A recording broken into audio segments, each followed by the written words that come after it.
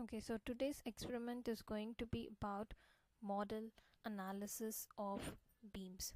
So this is the experiment where we will be doing analysis of beams. So first, open Abacus software, Abacus CAE. You can open in standard or explicit model. And then, as usual, the first step is to create a part. Click on create part. Modeling space is 2D planar. Type is deformable and base feature is wire. Continue.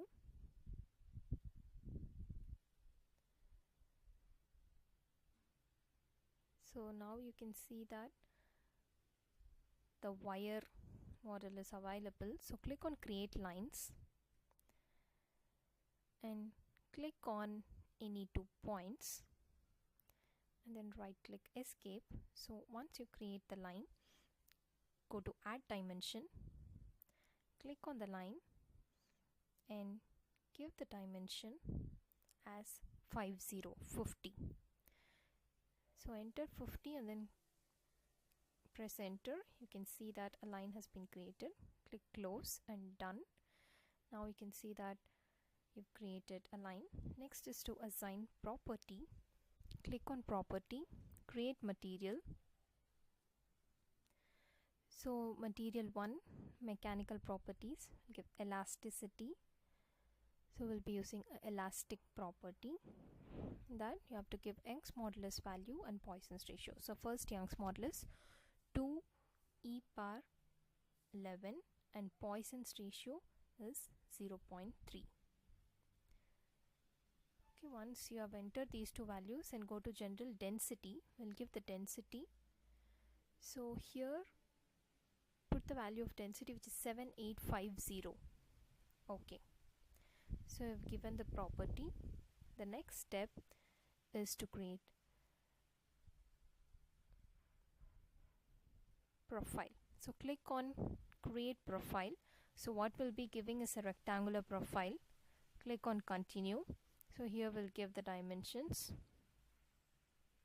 So the width is 0.01 and your thickness is 0.01 as well. So click on OK. So now we have created the section. Then create a section 1 beam.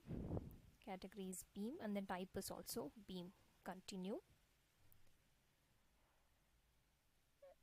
You can see all default options you can take. OK. And the next is to assign this section to this line, right? So click on this line, done, and then section 1 you have assigned. OK.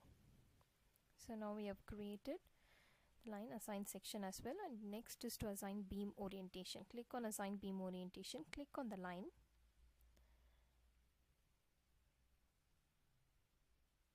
click on done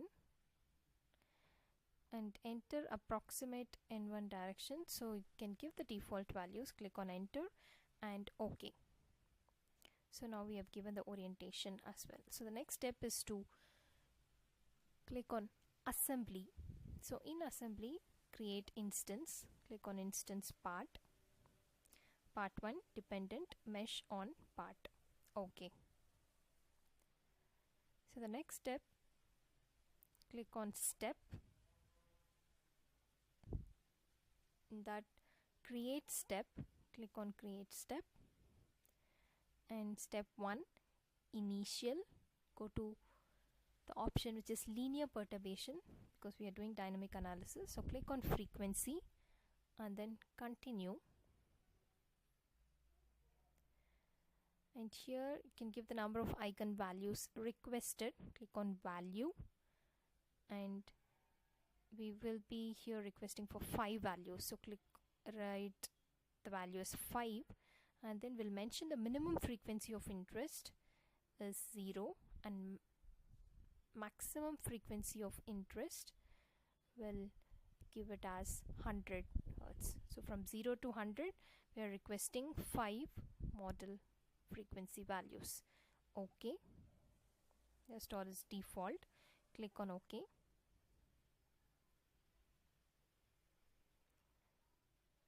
And now the next one is to click on load.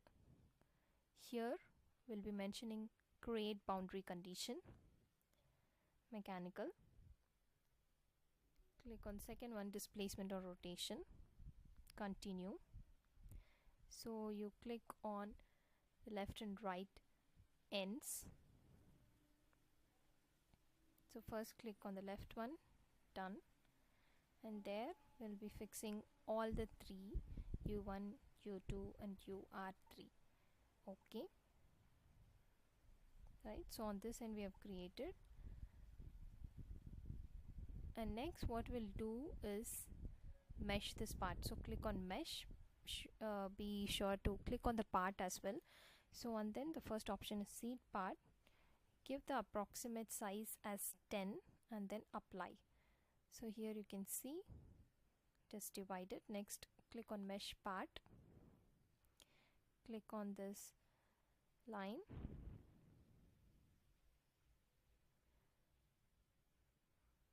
Right, so once your mesh is done, then click on the next job manager, create a job. So click on create,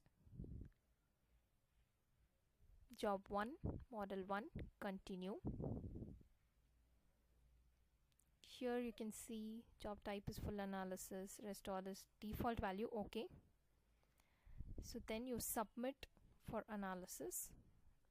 Click on OK for the warning. So then you can see that the job has been submitted for analysis and then it has also been completed. So once the analysis is completed successfully, then you can go to the job manager, click on results, and there in results you can go to this plot counters on deformed shape.